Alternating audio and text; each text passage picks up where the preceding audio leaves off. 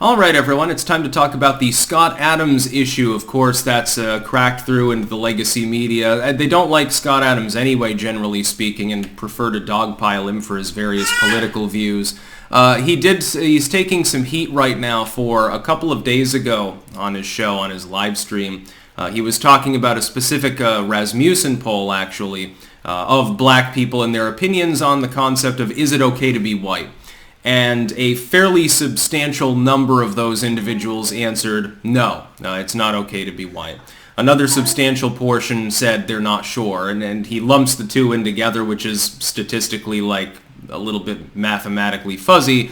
But I would like to point out, when all the newspapers say, well, Scottadams has gone beyond the pale with this one, as though he hasn't done that before, by the way.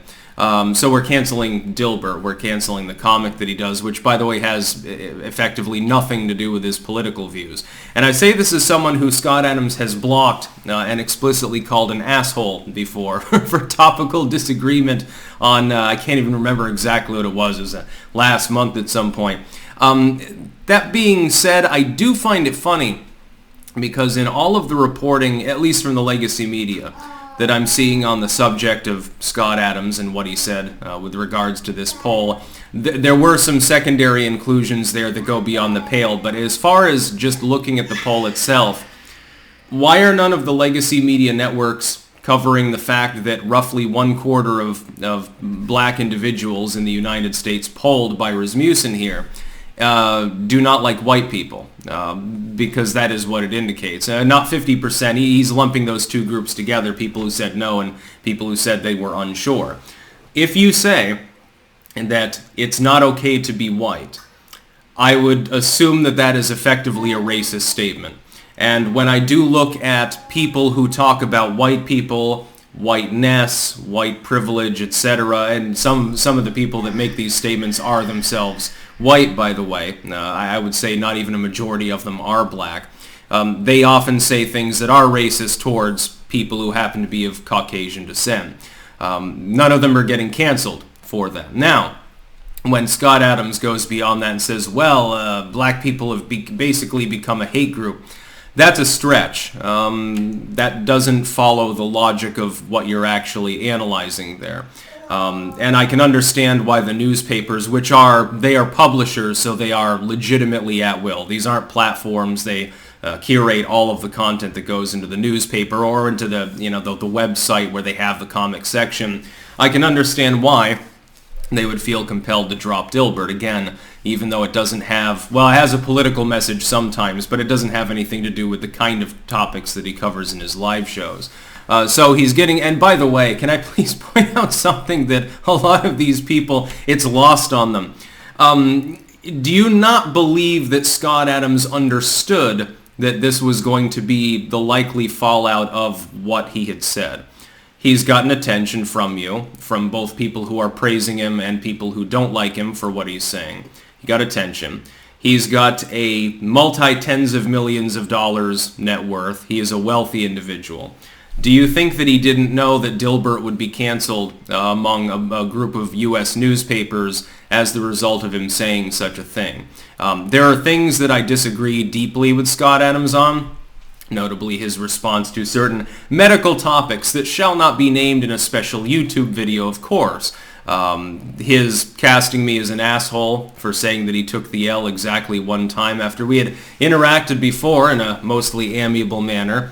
Yeah, I disagree with the dude at many points, but he's not dumb. He clearly knew what he was doing. He clearly knew what he'd be getting into. He doesn't give a fuck.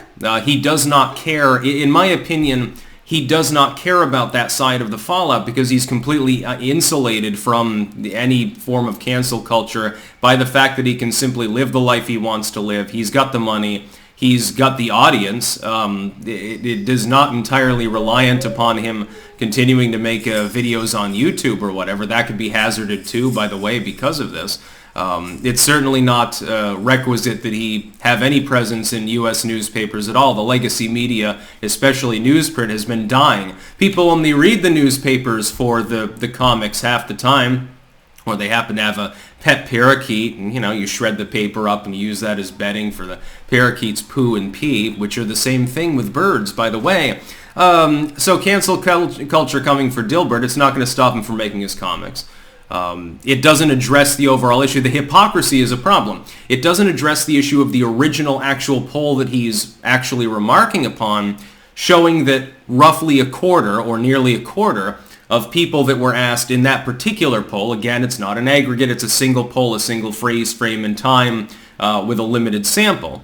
But in that sample of people who were black, when asked, a quarter of them said it's not okay to be white. And Scottadams, of course, hyperbolically remarking upon this and saying, well, you should get away from these people because they're racist. Well, that quarter of that group would definitely look askance, I think, to the white person moving in next door. How would that be different than if someone is remarking upon white individuals and looking at a white suburban neighborhood or something like that? And there's the endless meme, the very old trope, uh-oh, there goes the neighborhood, when they see the moving van and the black couple with a couple of kids is moving in. It's exactly the same ethos now, isn't it? It's exactly the same principle.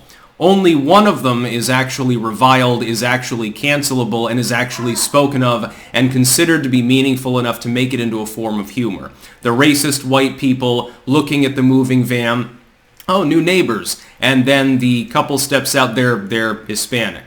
They are Asian. That was a trope mostly from the 80s. That is petered out now. Or they're black. That's considered meaningful for the purposes of public discourse.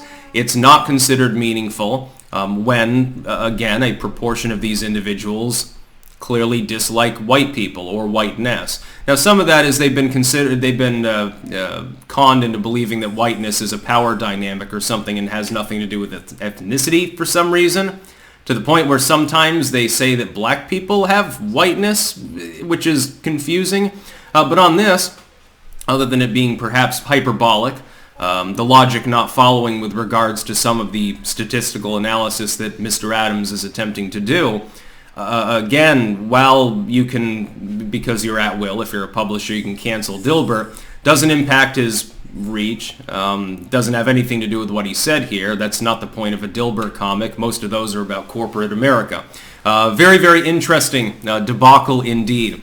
Also, then I see some people who were calling him Claude-Adams, of course, praising him for this and saying that he has awakened. Dark Adams has come. Very interesting times. Very meme-worthy. I'm being amused. And to Scottadams, of course, you may consider me an asshole, but you probably think that this particular analysis is fairly on point. That's about all. Peace out.